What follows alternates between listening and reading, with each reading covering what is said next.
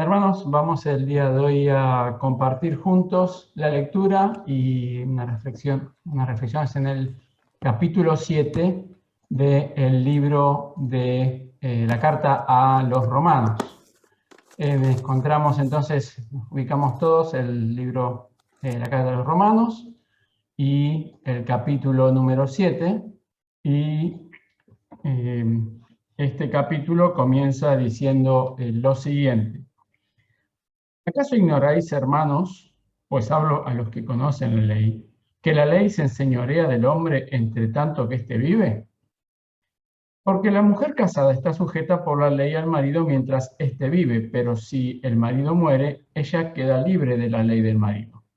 Así que si en vida del marido se uniere a otro hombre, a otro varón, será llamada adúltera, pero si su marido muriere, es libre de esa ley, de tal manera que si se uniere a otro marido, no será adúltera.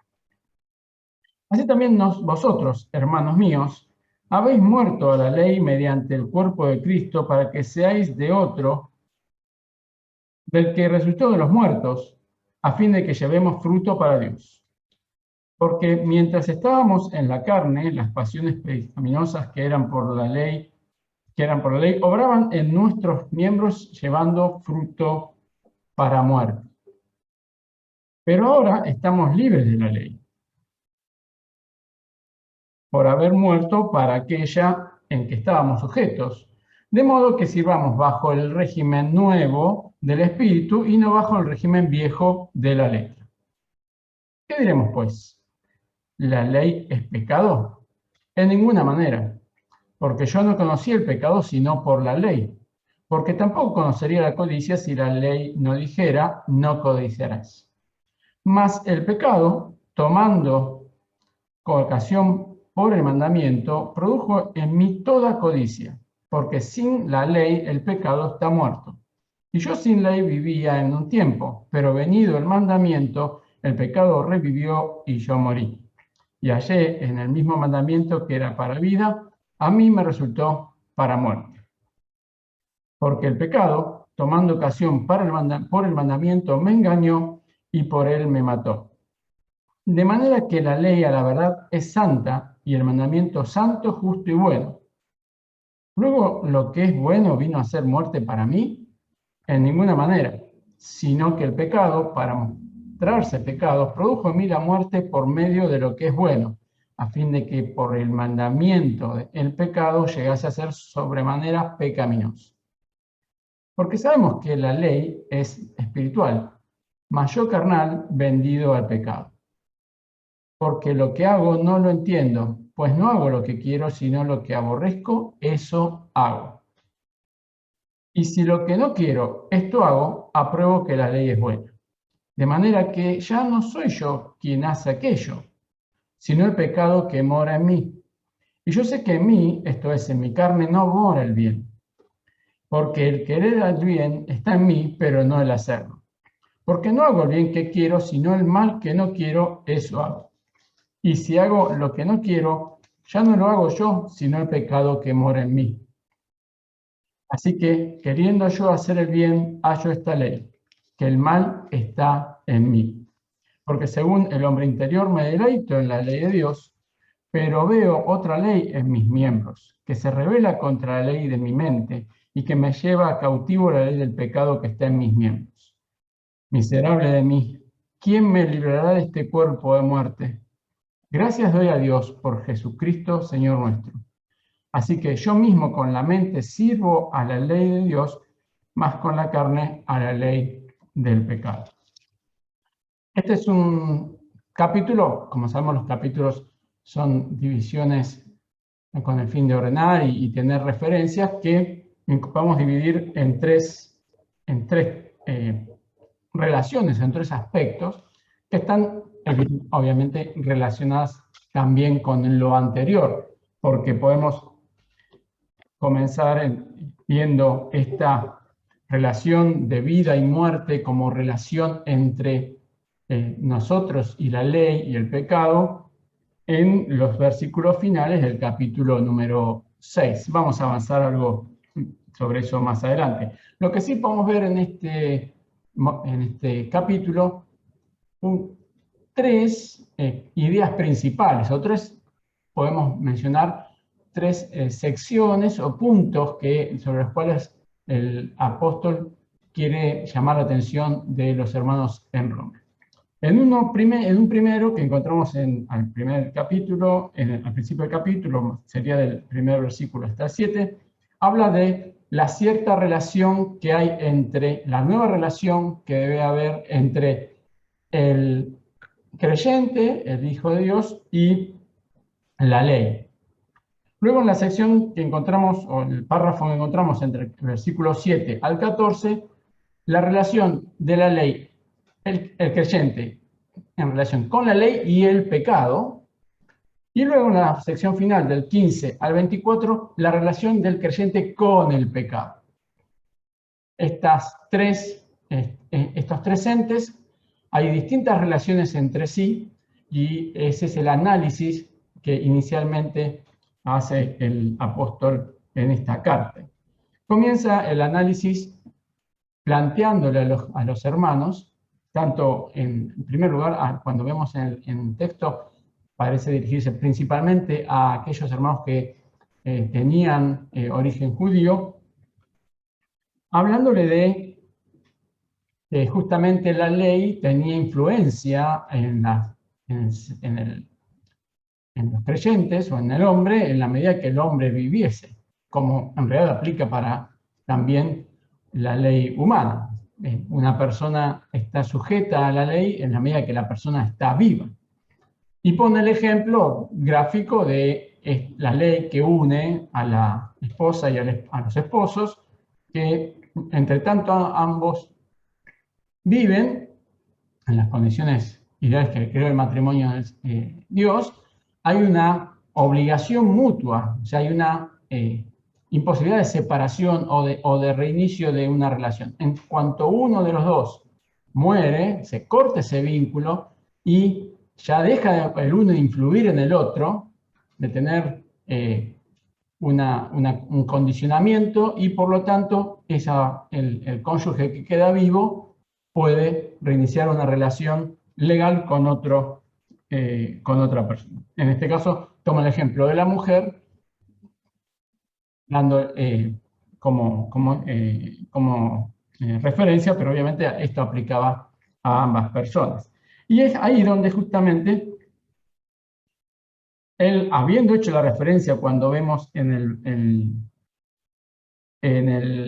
los versículos anteriores, a partir del versículo 22 en adelante, del capítulo 6, la referencia de que la manera que somos liberados es que nosotros nos apropiamos o somos considerados muertos a la ley por medio de la obra del Señor Jesús. Lo dice justamente el versículo 4. Habéis muerto a la ley mediante el cuerpo de Cristo, como encontramos la referencia también en forma inmediata al capítulo 2, versículos 19 y 20 de Gálatas, donde nosotros somos, al aceptar la obra del Señor Jesús, por nosotros nos apropiamos de su muerte, somos muertos a la ley para revivir al Señor. Y aquí lo que hace también énfasis para tomar en cuenta que en las traducciones se pierde la posibilidad de darle en muchas ocasiones el énfasis que tiene. La expresión aquí de muerto habla de sabemos que las muertes son definitivas, pero hace un énfasis de que es un hecho consumado, acabado e irreversible. Que la muerte que nosotros experimentamos hacia la ley por haber aceptado al Señor Jesús rompe en forma definitiva ese yugo que teníamos o que tenía el pueblo judío y nosotros también en lo que serían los estatutos que había planteado las referencias, vamos a verlo más adelante, Dios como los medios para demostrar nuestra posibilidad de estar en comunión con Dios. Como dice en el versículo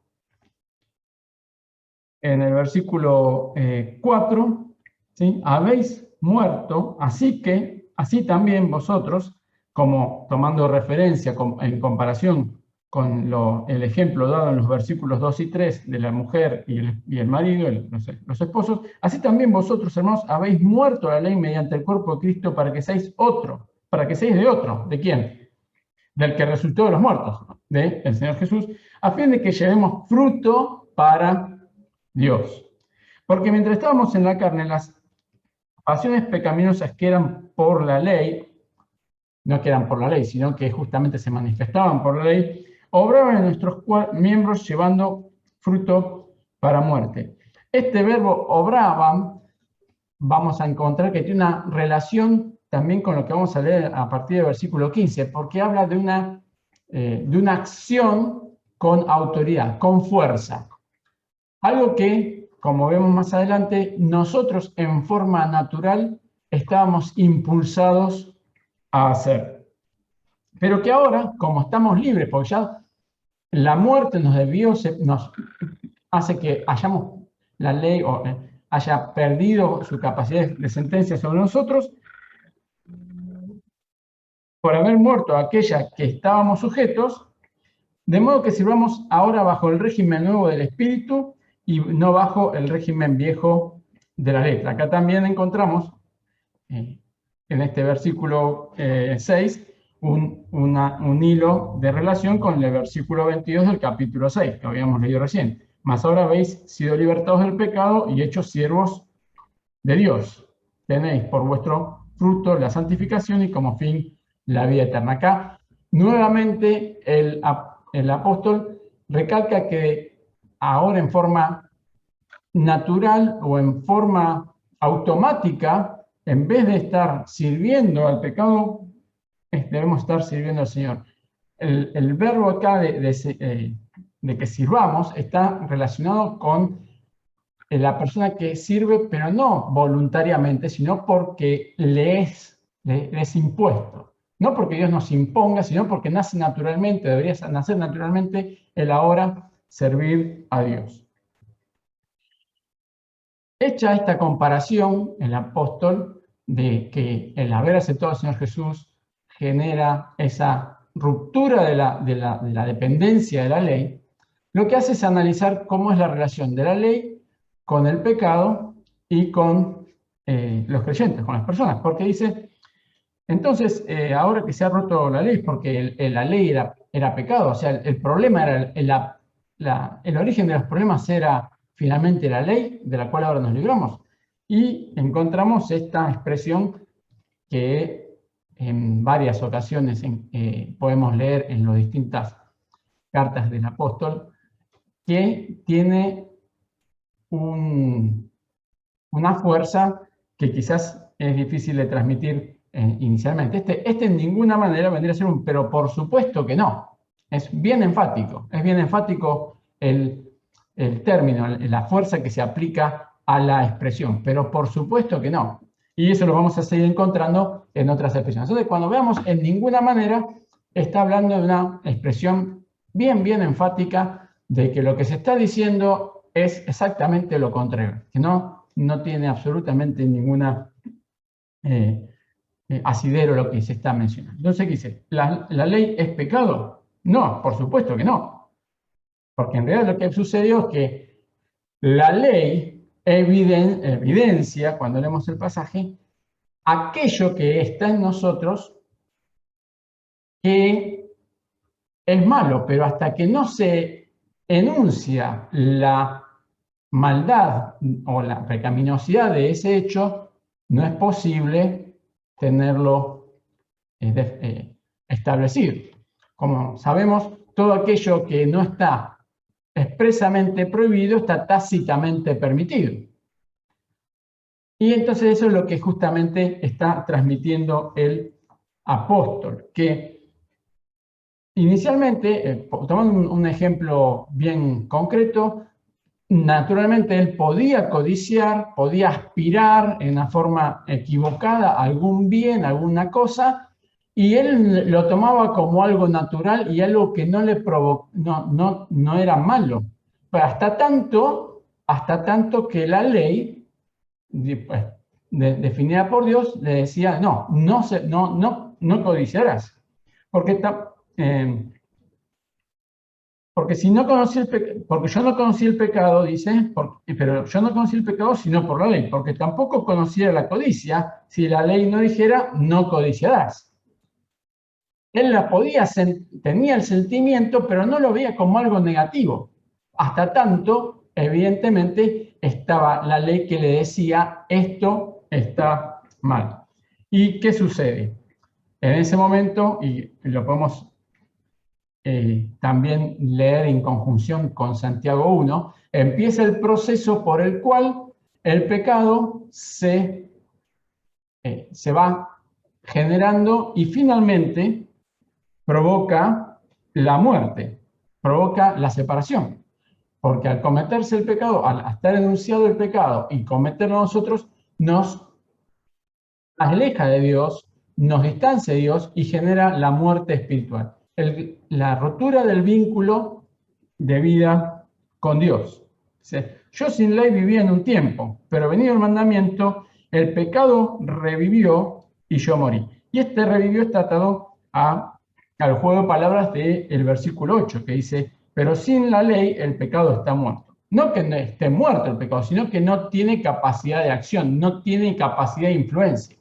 Un muerto no influye, no se evidencia, no afecta a otros. Entonces, mientras tanto no había un mandamiento que demostrase que eso estaba mal, eso malo que estaba mal no influenciaba, no tenía impacto, hasta el momento que justamente, como se dice acá, estando yo consciente del mandamiento, el pecado ahora revivió, se hizo evidente y yo morí. Y hallé que el mismo mandamiento que era para vida, porque el mandamiento vamos a ver más adelante, tiene el objetivo de supuesto de sentar las bases para poder relacionarnos con Dios, en realidad para mí resultó a muerte. Porque el pecado, tomando ocasión para el mandamiento, me engañó y por él me mató. Y acá encontramos también esto de el pecado me engañó, una relación directa con lo que pasó en Génesis 3, donde la serpiente, aun cuando la mujer y el hombre conocían lo que debían hacer, los engañó. Y nosotros también, conociendo muchas veces lo que es correcto, lo que es malo, nos dejamos engañar por el pecado y por lo tanto sufrimos las consecuencias. Dice, de la manera que la ley a la verdad es santa y el mandamiento santo, justo y bueno. Luego, lo que es bueno vino a ser muerte para mí, nuevamente esta expresión enfática, de ninguna manera, sino que el pecado, para mostrarse el pecado, produjo en mí la muerte por medio de lo que es bueno, a fin de que por el mandamiento, el pecado llegase a ser sobremanera pecaminoso. Porque sabemos que la ley es espiritual, mas yo carnal, vendido al pecado. Y en este pasaje que hemos leído y que hemos visto esta exposición filosófica, ha habido a lo largo del tiempo, junto con todo el capítulo 7, algunas dudas de si esto que se está expresando es consecuencia de una expresión autobiográfica. Vemos que a partir del versículo número 7 hasta el final del capítulo, el principal protagonista, además de la ley, el principal protagonista es Pablo en sí mismo. Primero en este intermedio está la ley y el pecado, y después finalmente en el último está solamente él y el pecado.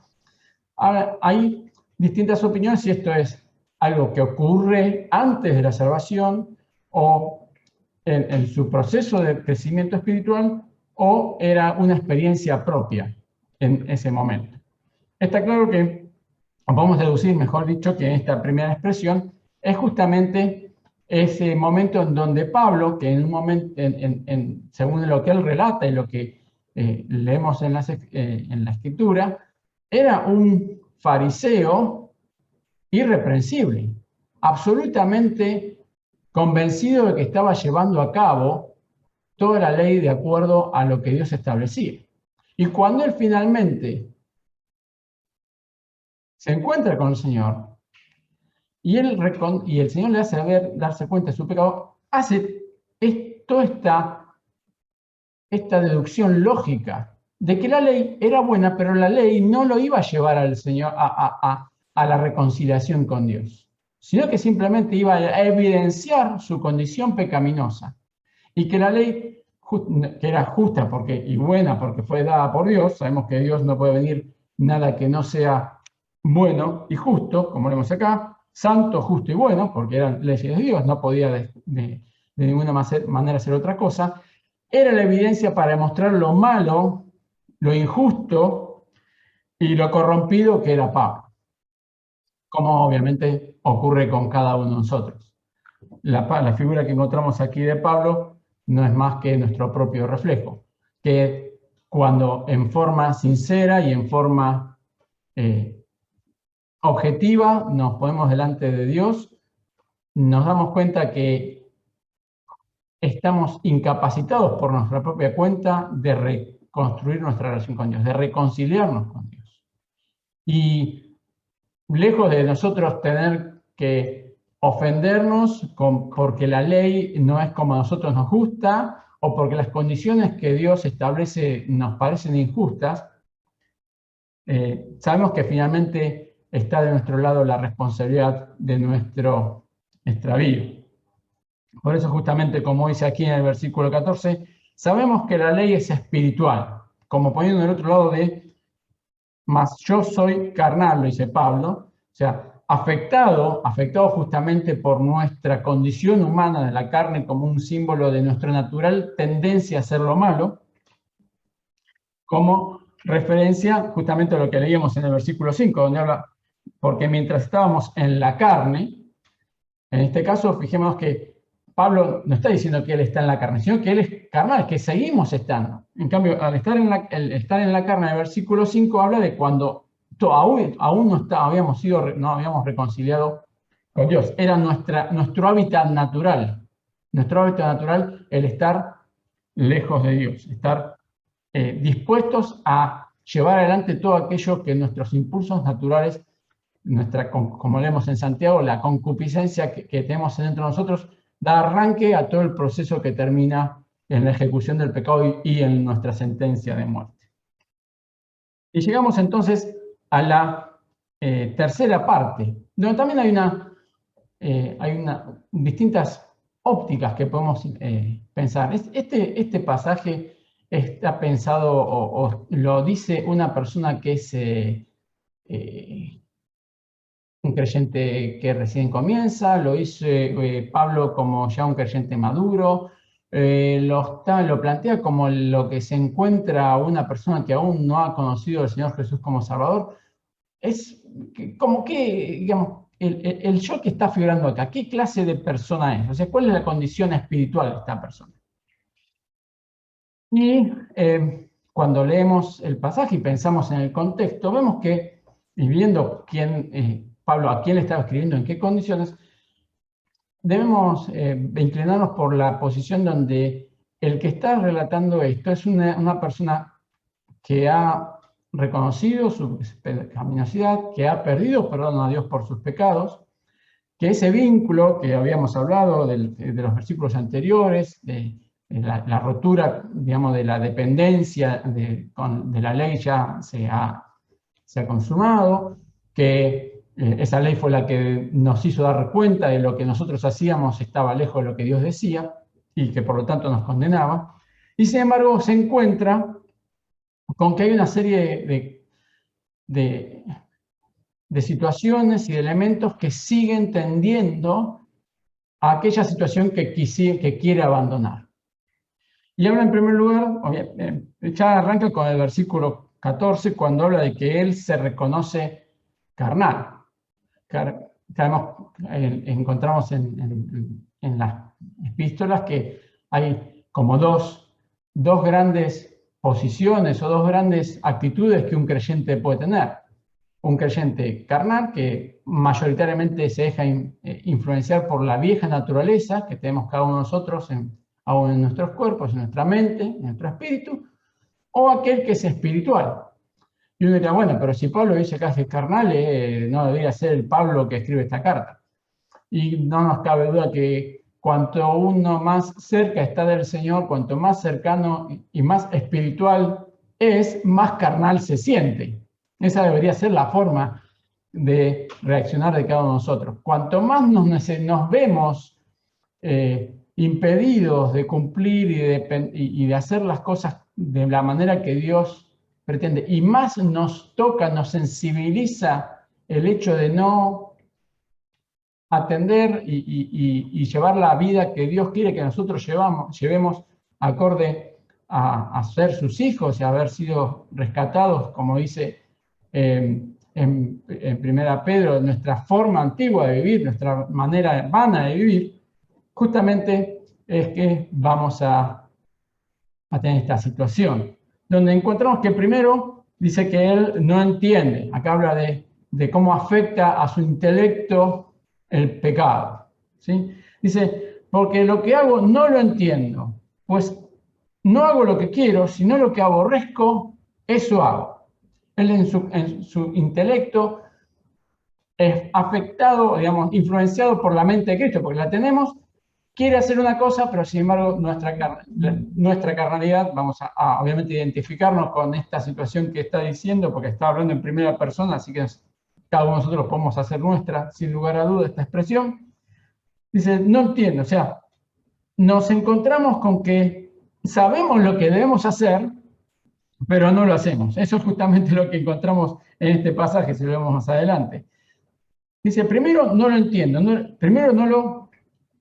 Hay una cuestión intelectual. Después, dice, y si lo que no quiero, eso hago, apruebo que la ley es buena. Justamente la ley que es la que permite a nosotros darnos cuenta o tener un marco de referencia para la debida convivencia entre los hombres y en este caso para con Dios, nos damos cuenta que es correcta, porque hago lo que en realidad no debería hacer, y la ley justamente de esa manera me restringe, me demuestra que lo que estoy haciendo está mal.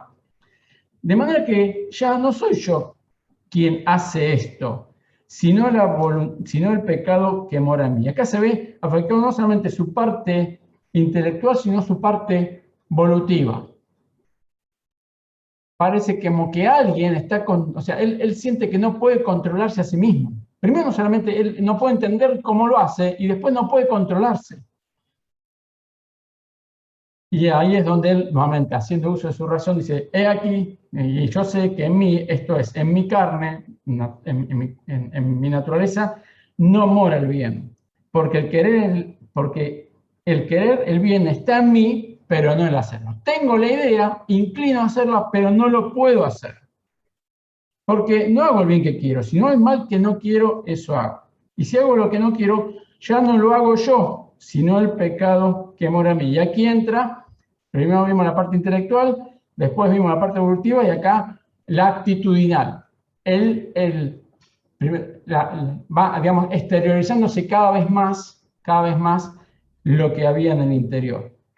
Así que queriendo yo hacer bien, hallo esta ley, hallo esta condición, esta situación que se repite en forma permanente, porque la definición de ley, una definición también de ley, podemos decir, es el enunciado que explica un determinado comportamiento.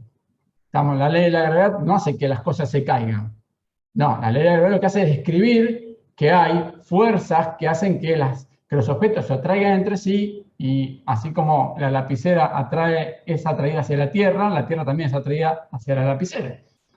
Obviamente, el efecto se ve solamente en uno de los elementos. Entonces, ahí esta es la ley que plantea acá, es el enunciado de que hay algo que está absolutamente demostrado, que se puede repetir una y otra vez la experiencia y darnos cuenta de que es así, que el mal está dentro nuestro, que es algo inherente a nuestra naturaleza, como decimos, pecaminosa, que va a seguir estando en nuestro interior, como vemos, hasta que finalmente estemos con el Señor. Dice el versículo 22, porque según el hombre interior, me deleito en la ley de Dios. Aquí vemos justamente el argumento, una frase que nos hace reforzar el concepto de que todo lo que está pasando, lo está pasando no una persona que no conoce a Dios, porque obviamente no es consciente ni de su pecado y va a hacerlo con naturalidad, o el creyente que, digamos, está un poco más alejado del Señor, no va a sentir este placer o esta comodidad de estar en el Señor. Está narrando a alguien que está buscando en todo momento estar cumpliendo con la voluntad del Señor. Porque según el hombre interior, me deleito en la ley de Dios. Esto nos hace acordar también esta frase de deleito al Salmo 1 y otros salmos donde habla justamente de que aquellos que se deleitan en la ley del Señor son aquellos que son los que están más cerca. Pero claro, esa ley que a mí intelectual y espiritualmente me agrada y me deleito, se contrapone con la ley que hay en mi naturaleza, como vemos en el versículo 23. Dice, pero veo otra ley en mis miembros, que se revela contra la ley de mi mente y que me lleva cautivo a la ley del pecado que está en mis miembros. Y ahí justamente esa permanente lucha, ese permanente enfrentamiento entre lo que nuestra naturaleza pecaminosa, permanentemente quiere hacer y cuanto más dedicados y más cercanos al Señor, mayor fuerza y mayor resistencia tendrá a esta naturaleza, la naturaleza que el Señor ha puesto en nosotros por medio de la obra de la cruz. Y como cierre en estas idas y venidas, como una forma de liberar completamente la tensión que genera esta situación de conflicto que empezamos a leer en el versículo 15, donde vemos que quiero hacer una cosa y no puedo, que no quiero hacer eso y lo hago, y hay esa tensión, esa lucha, esa pelea entre ambas, eclosiona en esta expresión, podemos decir, de desesperación del apóstol, de absoluta frustración. Él se siente frustrado porque dice, miserable de mí, ¿quién me librará de este cuerpo de muerte? O sea, no hay forma que me resuelva, o sea, no hay forma de que esto me lo pueda resolver yo por mi cuenta, soy incapaz de hacerlo. Y estoy luchando permanentemente. Y es lo que muchas veces puede estar ocurriendo en cada uno de nosotros. Estamos nosotros en nuestra propia voluntad, aún siendo creyentes nos puede estar pasando esto. Que nos sabemos en falta delante del Señor, que nos vemos lejos de lo que podemos llegar a ser y buscamos por nuestras propias cuentas querer acercarnos al Señor en forma humana, por así decirlo, en una forma voluntariosa. Y nos encontramos que justamente nuestra voluntad por defecto va a estar cada vez tirando en contra. Entonces nos encontramos con esa situación de conflicto interna como encontraba Pablo y deberíamos llegar a esta expresión donde nos expresamos en una eclosión para tratar de resolver la explosión. Y donde Pablo de esta expresión cierra en un concepto que es el que el Señor lo llevó a escribir esta porción, para que en momentos de mayor tensión, de mayor frustración, de mayor resignación, el Señor le hace notar, nos hace notar dónde está la solución a este problema. Gracias doy a Dios por Jesucristo, Señor nuestro. Así que yo mismo con la mente sirvo a la ley de Dios, más con la carne a la ley del pecado. ¿Qué quiere decir? Bueno, se conforma y dice, bueno, ya está, es así, no vamos a poder hacer nada. No, no es eso el concepto. El concepto es que justamente el Señor Jesús es el ejemplo y es la vía y es el modo que nosotros podemos alcanzar la forma de poder en la mayor cantidad de veces posible resolver a favor de el ser interior que ahora tenemos, gracias al Señor, estas luchas diarias que tenemos. Teniendo al Señor justamente en donde apoyarnos, como decimos, leemos en las palabras, tenemos la mente de Cristo y también apoyarnos en que Él, como dice el apóstol también, busca nuestra santificación. En ponernos justamente en las manos del Señor, reconociendo nuestras limitaciones, nuestra imposibilidad por nuestra propia cuenta de como leíamos anteriormente, de adecuarnos al objetivo de Dios para nuestra vida.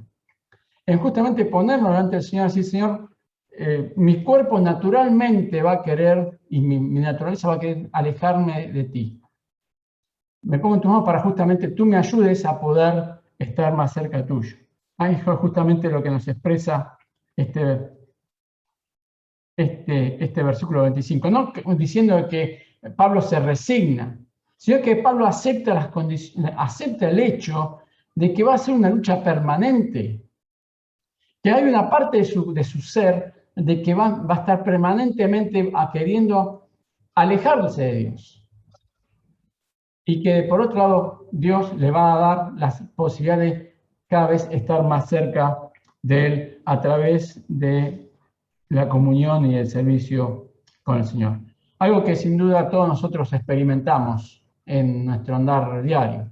Si Pablo, siendo el hombre que fue, se encontraba con esta situación, si la sensibilidad al pecado lo hacía aún siendo un denodado apóstol del Señor, se encontraba en esta situación, es sin duda para nosotros también un tremendo ejemplo y desafío de no conformarnos a la situación de que ocasionalmente vamos a caer. Todos, como leemos este pasaje, tenemos en nosotros la natural tendencia a pecar, pero no escudarnos o ampararnos en el hecho de que vamos a pecar para darnos, por así decir, un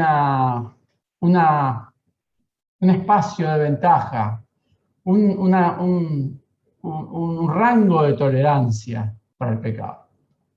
Por el contrario, justamente sabiendo que estamos pero tan naturalmente proclives a hacer eso, más atención tener en no hacerlo. Es como cuando algunos de nosotros estamos en el auto y hace tiempo que no lo llevamos al auto a hacer una verificación y nos encontramos que por un motivo u otro la dirección tiende más para un lado, porque hace mucho que no le hacemos la alineación o quizás un neumático está un poco flojo de dibujo o de presión de neumático.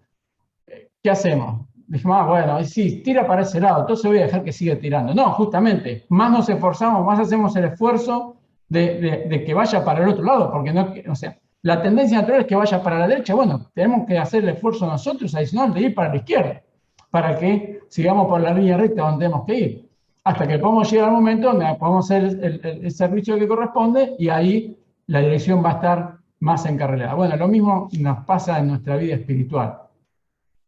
El hecho de que estemos ladeados, cada uno de nosotros para algún aspecto en particular.